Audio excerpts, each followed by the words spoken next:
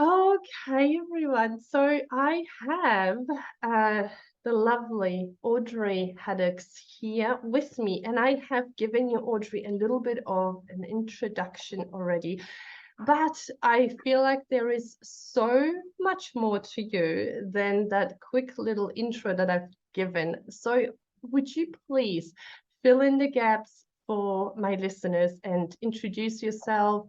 Tell us a little bit about you, a little bit about your history, how you got to be here. Okay, well, thank you first of all for having me here. It's an absolute pleasure. So thank you for asking. It's a pleasure for us. And my background is I was one of those people that was born into a very spiritual, psychic family. The tradition in my family on my mother's side is that a grandmother will choose a granddaughter to teach natural healing, herbs, oils, psychic abilities to.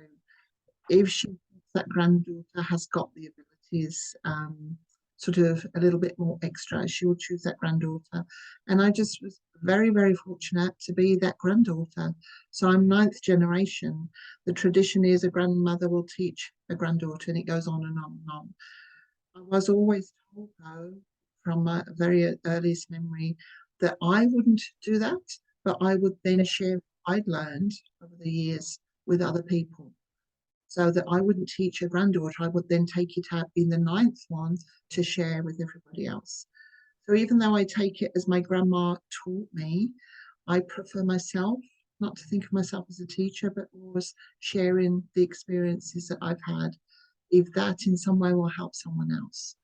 So from my earliest memory is my beautiful grandma Clara coming to our house with a big carpet bag, and we were sat in the front room and at the table, and she would get out a beautiful golden cloth and put with little roses on and get out crystals, tarot cards, her oils, her herbs, and everything, and then just teach me how to use what natural gifts everybody has. We're all born with this natural ability. And my grandma used to explain it very, very simply that some people are musical, some people are very artistic, some people are very good at mathematics. And she said what we had that extra sense was just being very sensitive to the next level around us. And that's how she explained it. So I grew up thinking this was very, very normal behavior. My father was what he called tuned in, but he was very psychic, but he called it being tuned in. My mother had the abilities too, but she didn't use them too much until much later in life. She used to do tarot readings a lot. So I was just brought up in this atmosphere as this is perfectly normal, but it was never discussed outside the family. It was always kept very much within the family. And so those extra senses of sort of knowing and seeing spirit, to me, it was just very normal. I thought everybody did it, to be honest.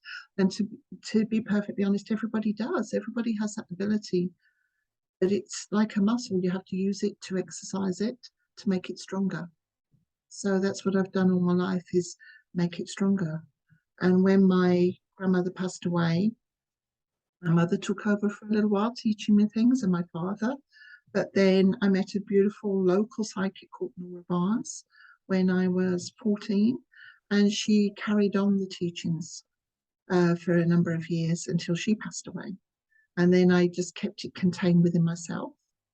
And then over the years, started sharing that experience with students and friends and family. And it's just a beautiful gift because we're all gifted with it to work with. You know, whether you want to work with it or not, that's everybody's individual choice. But it's a beautiful gift to have, definitely. And I find it helps in so many areas of my life, not just being psychic. It's, you know, you can blend it into your everyday life. It's a beautiful gift to have, as you know. As I do. And I think it's this is why I know I learned really well from you, Audrey, and why I feel that we see perceive a lot of the things that we don't see here in this physical world in a similar way, and we have a similar understanding, which I think is important both for student and teacher, especially for a student, that you resonate with the mentor teacher, the person that you wish to learn from, that things resonate with you. And what I love about you is that you always say, this is my experience, this is how it happened for me, or this is what I've learned. And you kind of then allow or create this space in which students can explore and learn and are not, they don't feel the pressure to, oh, I have to be as good as Audrey, or I have to, if I'm not seeing this, or if I'm not doing this, then I must not be psychic enough, or I must not be doing it right, which is, you know, counterproductive when we're learning, right? Which brings me to this favorite saying also that you have, that I've learned from you, no aura shrinkage, right? And you allow our aura to expand and just learn and grow. So as I've just mentioned, and you've mentioned it, we all have these gifts, but we don't all have them perhaps at the same intensity, just like we don't all play grand pianos, we don't all sing the opera. How do you experience spirit? How do you, because I think that would really help my listeners to notice within themselves, without comparing, but just notice whether when they get something, is this anything, or is that just my imagination? I would love for you to explore. Okay, I think the most important thing here is what my grandma drilled into me every single time I saw her was, we work from our heart and soul, not our ego. We're working from our ego, and I don't mean that in conceited way, just that we're too much headspace. We have to work from the heart and soul. And with psychic work, everybody thinks it's very much crown chakra, which it is, you know, everything comes through your crown, but it's focusing on your heart and soul. So you are giving yourself over to the spiritual energies around you in a protective way, of course, obviously. So you're not thinking what's going on, you're feeling it through your heart and soul. And that's how you connect in. So for me, it is, everybody's got different levels, definitely. It is a perception of how you see it, how my grandma taught me, excuse me, to see spirit is, she taught me one way, this is how she saw it. But I don't see it that way, I see it very differently. So even my grandma showing me, it was different. Me personally, I can see it very different ways. When I'm doing a psychic session, for want of a better word, with somebody's past loved ones, sometimes it will come in as a sphere. I can see like a, not always a perfect circle, as we're sort of led to believe. Sometimes it's a bit jiggly. Other times it will come in as a shadow. Just a light will come in. The whole room to me seems to change color. Sometimes people will come in as complete solid people that if I didn't know they were spirit, I would think they were actual physical person. They're solid. And sometimes they'll come in like a hologram, I can see behind them. So I don't have one particular, that's how it works for me. What alerts me to knowing a spirit is coming in, that always without fail, the back of my neck will tickle, like someone's tickling the back of my neck. And that's when I know somebody's coming in.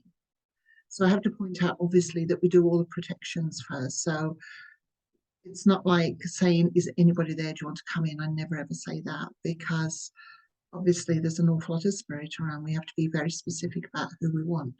So when I'm doing a session, say if you were there, Kasia, and you to connect with somebody called Mary, I ask you to say their name 3 times, because in spirit, there are thousands and thousands of spirit. So they will hear the person that they've got a connection with calling them 3 times. So I want to make sure I'm getting the right person in. Otherwise, it's like opening your front door and saying, everybody come in. And it's like, then I've got to work through, where's the right person? Who is it I'm connecting with? So that to me tells me straight away the right person's come through for the client. You see what I mean? It could be many, many different people otherwise, and then you've got to work out who's who. So knowing that it's the right person, before the session, I've already put myself in that position. I'm working from my heart and soul. I'm aware my chakras are open. They're always open. I never ever close chakras down because it's no matter stopping you feeling anything. So to me, it's always open at chakras, keep them nice and cleansed on a daily basis. And before a session, focusing on bringing in my energy into my heart and soul so that whatever is happening in the session, it's not my space thinking it, it's my heart and soul feeling it. So I could hear in my ears one particular day, the audience part of it, the clear audience part, I could hear the messages. Another day I might be able to see it more, through the eyes, the third eye. Sometimes I might feel it more. There isn't a set pattern for me. It's whatever comes. So I don't go, I have to see someone, or I've got to hear it, or I've got to feel it. I'm just open. It's like what comes in. So every session could be very different for me, but I just go with it because I am just the vessel. I'm not making this session happen. I'm saying, Spirit, I'm here. I've got the person who wants to connect with you here. If you're available, and this person's called you 3 times, if you're available and you're in a sense where you feel like you can come through, then please use my energy to come through, knowing that I've put myself in a safe space. So that's it. So I don't orchestrate it. I just sit there and let it happen. And whatever comes through, I speak it. It might not make sense to me, but it makes sense to the person that's sitting there. And we'll talk a little bit more about this in a minute. And I was taking notes here because there were so many gems and I didn't want to forget them. But I just want to say to you listening to this and to what Audrey was saying, have you noticed that in the beginning, Audrey has said, my grandma taught me how to see spirit. So even though Audrey was born with this gift, she was still taught how to see spirit. And I think this is really important because often when we notice or we are made aware that we are psychic, I don't really like saying this because it makes it sound like some people are special and some are not, but those intuitive gifts, right, are opening up. We feel that immediately we're going to see spirit with our human eyes, and if it's not happening, then obviously I'm doing something wrong or it's not. And that, I feel, comes from this comparison of how you use your eyes. You either see something or you don't see something. But when we're working with spirit, it's a little bit different. And I will ask, because I do have a question here that I will ask you, Audrey, and I would love for you to explain again from your own experience. But I hope that my listeners are seeing that in a simple sentence, my grandmother taught me how to see spirit. They, first of all, find comfort in knowing that as their gifts are opening, they're not going to see spirit maybe straight away or ever with their human eyes. It doesn't mean that they're less psychic or not psychic. And number 2, that someone like Audrey, who was born, who has generations of psychics and is the 9th generation, still is deepening, strengthening the gift. It's not like you were born and you had these magical powers and you can do whatever you want. So my question actually is, one of my members of the community has written actually asking, if I don't see spirit with my human eyes, can I still be a medium? Absolutely, absolutely, because there's so many of your other clairs that will work for you. Now, if I'm doing a session and I haven't seen a spirit, but I've sensed it, it doesn't mean I'm not doing psychic work because I didn't see it. And my grandmother taught me we're on different levels. There's so many levels of spirit when we leave, when we're in this world, and then when we leave in this world, and when we've arrived in the next level. So when she taught me how to work through those levels, that's when I started seeing what was spirit. Because as a little girl, I remember very much seeing lots of colours around everybody all the time. And I'd walk in a room and the room would be multicoloured. That's how I used to see it. I even had my eyes tested when I was young, just in case there was something going on there, but they're fine from reading glasses. So my grandma taught me it's a question of what is it you're sensing? Just take it on. Don't go, that's not right, that's not right, that's not right. Go, that's what I'm feeling, that's what I'm seeing, that's what I'm sensing. And keep a check on yourself and all your different experiences. Then you'll start to realize that experience means you're seeing spirit. It might not be with our human eyes what we think we're supposed to be seeing as spirit, but if you see a color, a shape, thing going on there that doesn't seem quite of this world, that's you seeing spirit. But with our human head, we always expect it to be, it's supposed to look like this, it's supposed to feel like this, it's supposed to do this. But the thing is, every individual working with their psychic abilities is going to feel something different. It's not right or wrong, it's what you feel. So for me, if I see a funny jiggly shape walking around, I'm seeing spirit. I've taught myself that's spirit. And then if I see them as a human, that's whatever comes to me that day. So I don't say it's not right, it's wrong, or that's not how it's supposed to be. So absolutely, your community member can use spiritual feelings, be mediumship, be a psychic, whatever we want to call ourselves. Could be any, there's a whole range of names that we can put to this work. Absolutely, just because you're not seeing it isn't that you're not connecting with spirit. And that's the important thing. We're connecting. We don't have to hear, feel, see, we're connecting on whatever level we're connecting with them.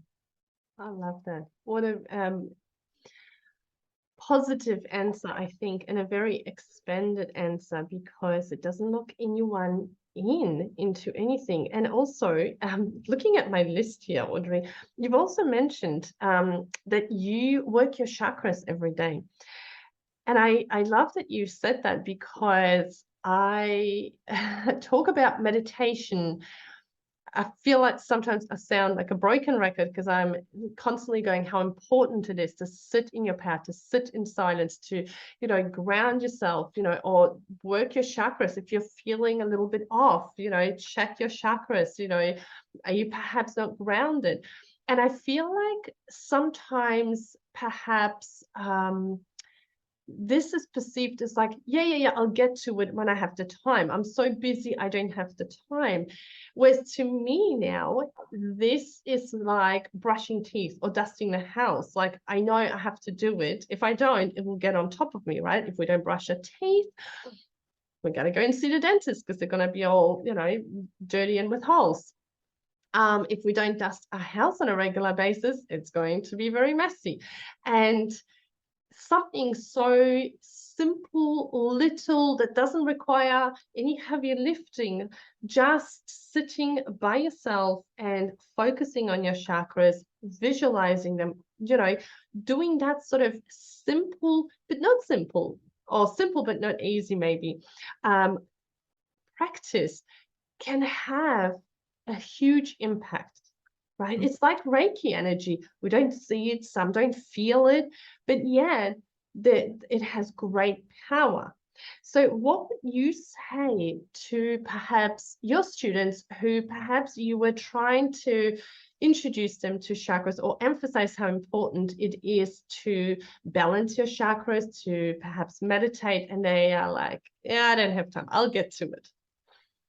I think the main thing is we look at it as a chore, and we shouldn't. It should be a pleasure. You're worth it. You're worth spending a couple of minutes on a day. Everyone's got a couple of minutes.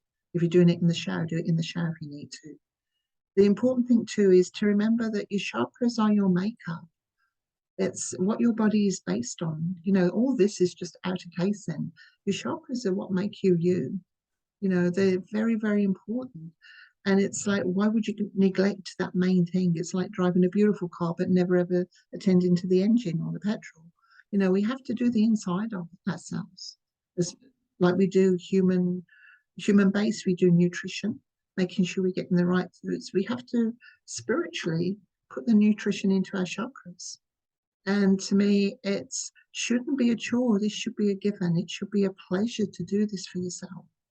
If you're a very busy mom and you've got a job and you're looking after children, you're doing everything, running around, women are very much, no offense to men, but women are very much multifaceted and multi-talented because we have to be.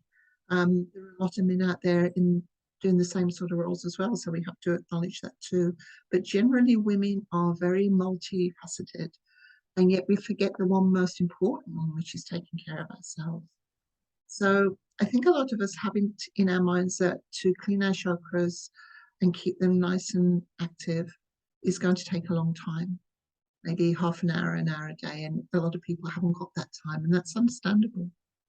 So to me, it's like, well, let's condense it. Let's make it into a few second one.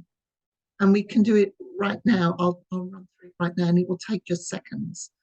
Excuse me. So every morning I do my Reiki precepts because I teach Reiki and Reiki. You told me. So that sort of gets me in the setting anyway. But even if you're not doing Reiki, every day, maybe in the shower, you just put your hands together to get yourself into that nice pose. The thumbs, I put my thumbs on my heart chakra in the center of the heart chakra. And I just take a nice deep breath. If you're in the shower, make sure you don't inhale too much water. But you take a nice deep breath and then closing your eyes and just being aware of the energy around you, the healing energy of this world, of which this beautiful. And I'm bringing it in now through my crown chakra, my third eye, my throat, my high heart into my heart chakra. And that's coming out of my heart chakra, going from my chest up to my shoulders, down my arms, into my hands, my fingers, my palms. Now I've got that beautiful Reiki energy in my hands, that healing energy. If you don't do Reiki, call it healing. Placing my hands over my heart chakra. I'm pushing that beautiful energy into all my chakras now, feeling it going all the way through my body, cleansing, balancing, refreshing. Breathing in the peace and calm, breathing out the peace and calm. That's it. How long did that take? Seconds. I know, we did it right here. That is amazing. So you can have a 2-hour session if you've got time. You can do it a few seconds. Everyone's got that. I do it every morning without fail. And then during the day, if I'm feeling I need it, when I used to work in an office, I quite often will escape to the restroom and then just do a little one there. Spiritual going, oh my goodness, she's in the toilet, sitting on the edge of the toilet seat doing this. Love it. Find that. It's wherever you are, if that's your little opportunity, do it there. You know, and it's I love that. You can just squeeze it in. yeah, lunches you through the day so that you don't have the end of the day where you're exhausted. You've done little top-ups of a few seconds each. And it's so good because even if, let's say, which I don't think there's anyone in my audience here listening to this, but even if you're a very left brain person who is not really spiritual, you need this something throughout the day here and there to top yourself up or regulate your nervous system. We can call it whatever, right? But you need this. And you guided us so beautifully into my next question, actually, because you were a very busy mom. You had a job, I believe, full time. And how did you, Audrey, nurture your gift in that period where perhaps, you were busy taking care of the house, taking care of your son and work and everything? How did you still bring in that spiritual element, make sure that you stay on top of it? I just connected every day with nature because to me, spirituality is nature. Spirituality is you, yourself. And so I would connect every day. If I was preparing my son's lunch for school, I say there's vegetables in there, fruit and vegetables. I'd be looking at it and thinking, this is containing healing energy because it's grown in nature. And so it connecting with it. When I was walking from my house to the train station every morning, in my head, I'd be doing my healing. I'd be calling in guides to just connect me that day and be around me and guide me through the day. So all through the day, I was making little intentions everywhere. You know, when I sat on the beach, I was lucky enough to live by the sea. When I sat on the beach and looked at the ocean, I was aware of all that healing energy coming from the ocean. You know, it's all these little intentions each day. So it wasn't one practice I did. It was just I gave myself over to spirituality. And I don't mean in a religious sense, because to me, spirituality You can be any religion and be spiritual, because spirituality is nature. It's you being you. It's your chakras. That's my belief. That's my belief. Love that. So it's all the little tiny intentions that you do each day. I would always practice my cards. My grandma taught me tarot when I was 6, believe it or not, and gave me my tarot pack. And so every day I would draw a card every day just to still keep that connection going. Even if I wasn't doing readings for anyone else, I'd do a card for me every day, just one, to connect with the card, with the energy. I'd use crystals. Absolute crystal nuts. Always using crystals, because to me, they're a gift from the earth. So we need to connect with those crystals as much as we can. I'd bring crystals into the home. I'd make crystal elixirs to drink. It's just incorporating many, many different areas of it. And that's how I kept in touch with it. When you're not sort of practicing it with other people each day, because I had my very busy life, I should say, but for myself, I never let go of it. It was always there, always there. Love that. It's like now living in Lakes Entrance, I walk down the Esplanade, and you know how beautiful it is. You're living here too. Yeah. And it's, instead of just looking at a view and going, what a beautiful view, I look at it and go, where's the energy? I can look at the different energy in this, look at the energy of the water, look at the energy of the trees. Saw dolphins this morning, and it's like, look at the energy of the dolphins. It's whatever you're looking at, wherever you live, instead of just seeing a view, see the energy. Instead of taking a selfie to post, look at the energy, right? Or take a selfie and look at the energy in the photo. But it's having that mindset that spirituality is all around us, so connecting with it. A plentiful supply. And it allows you to then become one with spirituality, instead of thinking, this is psychic work, this is spirituality, I'm here, I have to integrate this into here, how do I do it? Doing it steps every day. I love this. And this is why I mentioned the selfie thing, because so many of us, especially like maybe the younger generations, they're so busy like, oh, this is a great sunset, let me take a selfie, instead of actually looking and absorbing it and, seeing what the birds are doing or what the energy of the water is doing.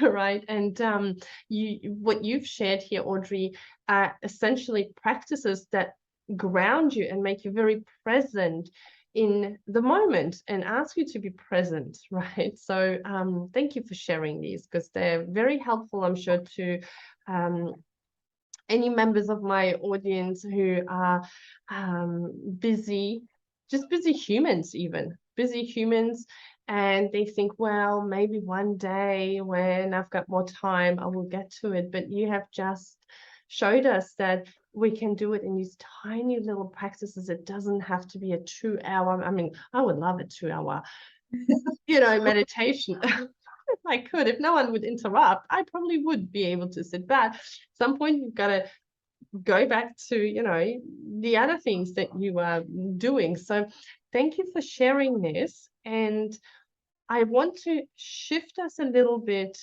into, I'm just checking my notes here because you're dropping so many gold nuggets here. I would like to shift us with a question from another member of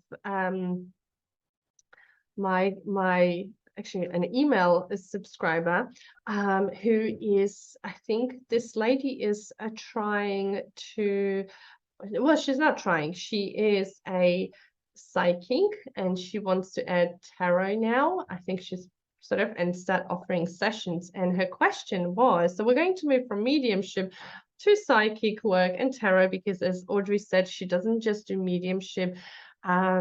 She does Reiki healing, she does tarot sessions. I'm not sure if still, actually, I'll let you say that in a minute because I'm speaking for you, but I just wanted to highlight, you have, different ways, different modalities in which you pour in your gift. And now this question will be kind of around the psychic work And it is, if we are, let's say, reading cards for someone or tuning in intuitively into someone, let's say someone has asked a specific question, such as, should I stay with this job or should I change? Or is this man right for me or this woman? And in the cards, or is intuitively, you get a yes or a no, a very definite answer. And this lady was saying, how do we know as psychics that we are not programming or influencing a person by saying what she believes to be from a message from the guides, or what she reads in tarot? As in, I think she thinks, what if I'm wrong? Yeah. I think this is, in all the years that I've been sharing what I've experienced, I think this is probably the most common question that comes up. So if that's reassuring in itself, You're not the only one. I think explain anything, how I used to explain to my students is I always revert back to how my grandma taught me, because she was so wise, obviously, and even though she would teach me, she'd say, you have to do it your own way too, which was very important, I think, too. So what I'm about to share now is just my perception. I think it's very important to understand what you're actually doing when you're doing a reading, really getting in touch. My grandma explained it to me like this: when you hold your tarot pack in your hand, you're dialing up, getting in touch with someone you're going to ask for advice. So whoever that someone is, if it's a loved one, a guide, whoever, you're holding your cards, you put your intention in. I'm just asking your advice, please. So whatever comes through, it's not your head, it's whoever it is you've connected with to ask for advice. They're talking to you through the cards. Now, as I always, without fail, point out when I do a reading, this is advice, and you have complete control of what you want to do with that advice as a human. Just because it's coming up in the cards doesn't mean you have no control over that. You do, as a human, you have control of what you want to do with the energy and the advice that's just being given to you. So yesterday I did a reading for someone who was asking about a job. I've been offered this job, job A, and I've been offered job B. Which one should I go with? The cards gave advice as regards which would bring them more peace and happiness, which would be more lucrative for them financially. And then it was very much, what do you want to do with that? The cards didn't say you've got to do this, you've got to do that, or this is going to happen, that's going to happen. It's like, this is an opportunity. What do you want to do with it? Sometimes cards will say there's definitely a pregnancy coming up. But I see it as an opportunity. If you want to get pregnant, this is a good opportunity for you. This is a good energy time for you to get pregnant. Obviously, you've got free will. You don't have to get pregnant if you don't want to. It's like that sort of thing. No one's going to make you take a job, but the opportunity is there. So for me, it's having in my head, whenever I start a reading, I've just dialed into someone, whoever it is I'm asking. And it can be different people at different times. But I always ask my grandma to help me with the readings as well. They're giving me advice. So my head is out of the reading. I'm doing it from heart and soul. I'm just passing on the advice that's been given. And then the person I'm reading for has absolutely free will, what they want to do with that.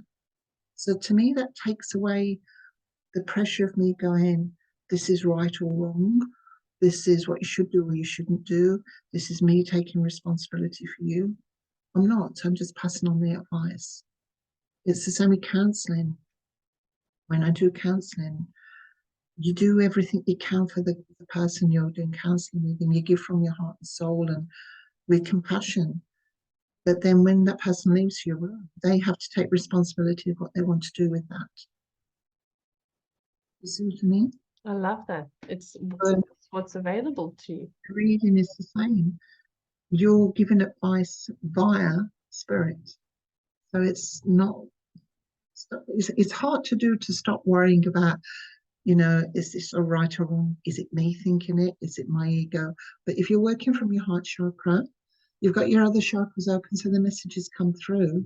But instead of it sticking in your crown as the message comes through, and then it becomes human side, because you've got those two sides, spiritual and human. When the message comes through your crown, we should then allow it to come down to your heart and soul and your heart chakra. Because if we allow it to stick in the head, then the human side comes over and is starting to interpret it, as in, what do I think? What do I do? What am I thinking? We're supposed to be reading the cards. We're supposed to be reading the energy. So I allow it to come through. I know it's coming through into my heart and soul, and then I just speak what's in the cards. So my head, my human head, isn't going, I think it's this, I think it's that, I think this is what it should be. I think this is what we should be. Yeah, and this is actually interesting because with tarot as well, I believe, or I find that for me, it's easier to read when I do exactly what you said, because you've taught me this as well. Connect and allow the energy, the messages to come through, as opposed to worrying about, well, what does this card mean in the book? Oh, but it says when it's up, it means this, and it's because then I feel like I go into my analytical mind, and the way I actually, when I ask my guides, like, which way is the right way, they said, what happens when you are trying to recite a poem that you've learned? You are very much standing there and going like, oh, I must remember the next line. And what's the next line, right? And it takes a lot of practice to recite a poem completely fluent in your sleep, right? And the same happens when we pull cards for someone, but then we worry about, well, what does this card mean? Let me check the book, or, you know, because then we drop into our analytical mind, I feel, when in our head, and we're not operating from our heart, from our soul, like you've just described, Audrey. So I really like that you've said this here as well. Because that's how I experience it as well. It's a connection line between us and spirit, right? And those in spirit. So out of all the modalities that you know and practice, you know, Reiki, tarot, psychic, mediumship, house clearings as well, and counseling and hypnotherapy, I think it is as well, which a little bit different. Do you have a favorite? Do you have something that you absolutely love doing? I think it would be Reiki. How come? It is such an honor, as is all spiritual work. It's such an honor to be doing that with somebody. That person's coming and is quite vulnerable and is trusting you to help them with their own abilities or whatever it is you're doing, or whether it's a session of reading. It's an honor, and I love all of it. But I think with Reiki, it's that huge connection with nature, because Reiki is life force energy. So to me, Reiki is the core of it. So when I'm doing a Reiki, whether it's for myself or for someone else, it's like really plugging in your socket, as it were. You're just plugged in. You're sort of really at one with nature and life force energy. And if you're not in touch with your life force energy, to me, it's like, how can you touch with all the other stuff? You understand yourself. You know, to me, chakras are the basis of everything. So if you don't do your chakra work, how could you be doing psychic work? To me, it doesn't make sense. It's like, well, if you don't know what your chakra is doing, how can you be expected to do a reading? Because you've got to get in touch with your chakras.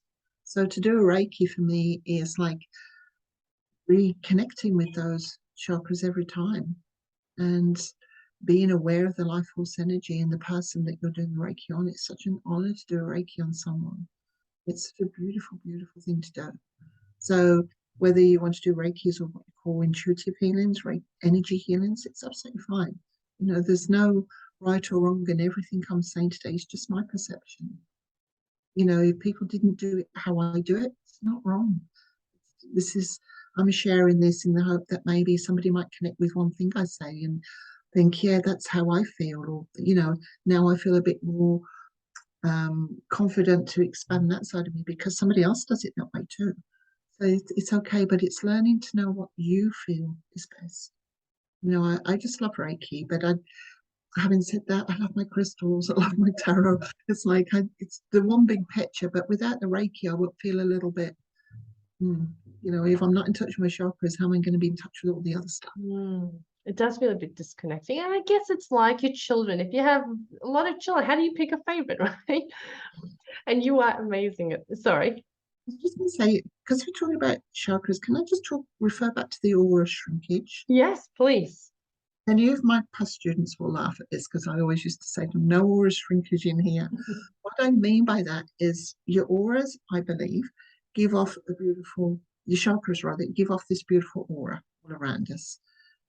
I'm one of these people that sees auras around people, and to me, they're all different colors depending on that person that day.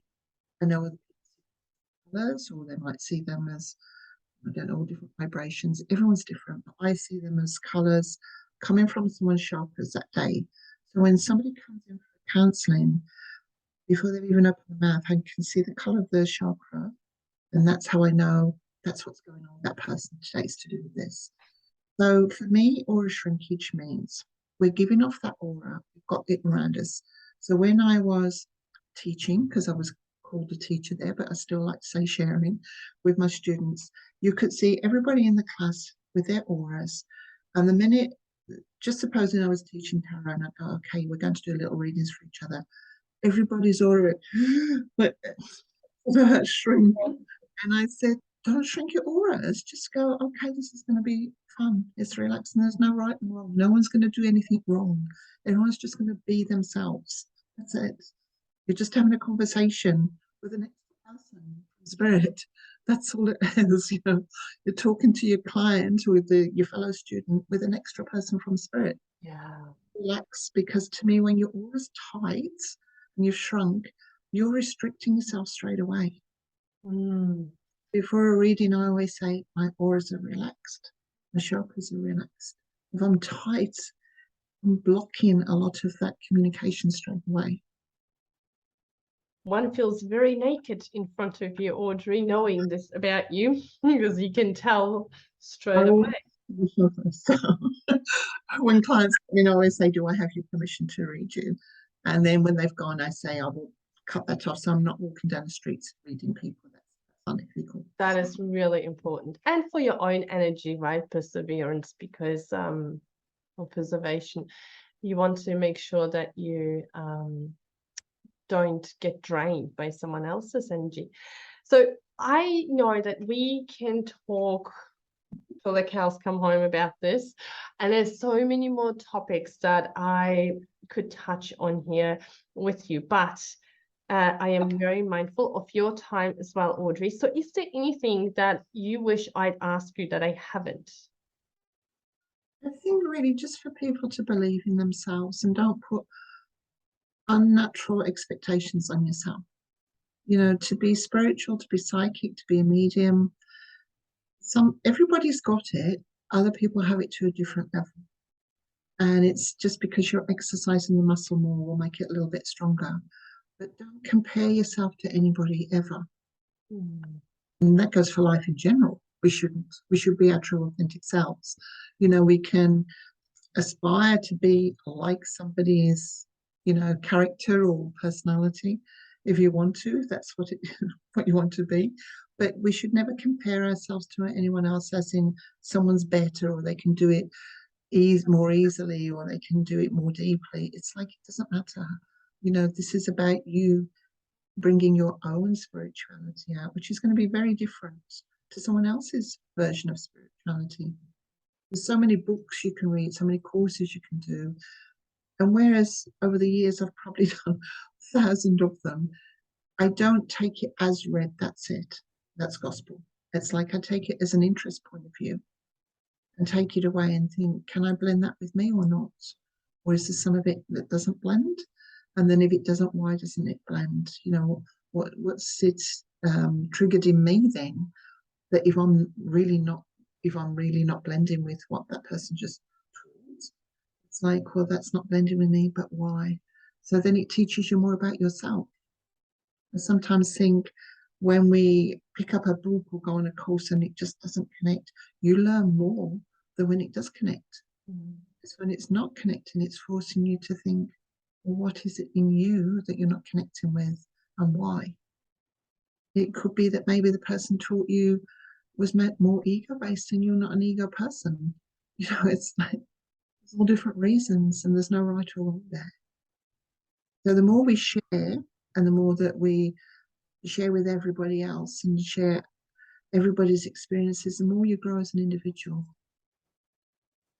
which is good as long as you're working from your heart and soul. It's the most important thing. Those are beautiful, wise words to wrap up, I guess, our episode. I hope that you, a beautiful listener, got a lot of golden nuggets out of this. I know I have heard, Audrey, this from you many times before. Anytime when I hear it, I feel like something different lands somewhere, or I hear it in a different way, or, you know, something resonates more, let's say, because I wasn't ready before, you know. So it's always lovely to have a chat with you. I know that you have only a very limited time now, that where you open up your calendar and have sessions and bookings. If anyone would like to come and see you for anything, or speak to you, or do an online session, where can they find you? Or even if they want to have a chat further about this, where can they find you? Facebook Messenger is probably the best way to go, because then if we're linking up, we can link through Messenger video as well. Or give me a call. My number, I'm quite open to that. I am semi-retired now, so that, as you say, places are limited there, but I'll always help out wherever I can. And if I can't, I'll refer you on to someone as well. So, Susanna, you're beautiful, and always wanting to help, and always really like the true definition of being here of service. I always think of you when I say this to someone, to myself, when I think of that phrase. I will of course put the links in the show notes, so you will be able to find Audrey's contact details that she will send through below this episode. And this was really, really lovely to chat with you, Audrey, and thank you so much. Thank you for sharing as well. And thank you, beautiful listener, for gifting us 40 minutes, I believe, of your time. I always know that it's tricky to find that time in your busy day, so I truly, truly appreciate it. Thank you, Audrey, and thank you. And I'll be in your ears next week. Bye for now. thank you.